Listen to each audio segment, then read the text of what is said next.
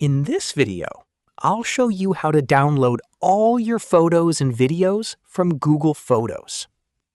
First, open Google Photos on your computer.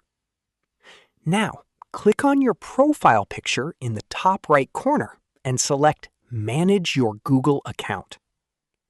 Go to the Data and Privacy section. Scroll down to Data from Apps and Services You Use, then tap on Download Your Data.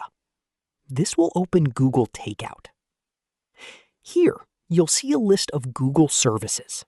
Make sure Google Photos is selected, then scroll down and click Next Step. Now, choose your export options. Select Export Once. Choose file type as .zip. Set your preferred file size. Then click Create Export. Google will now start preparing your files.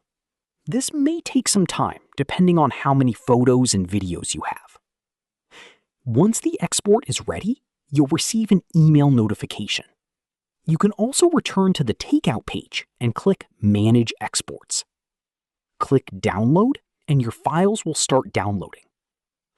After downloading, open the file. Open the folder. Go to Google Photos, and you'll see all your photos and videos organized and ready to view. That's it!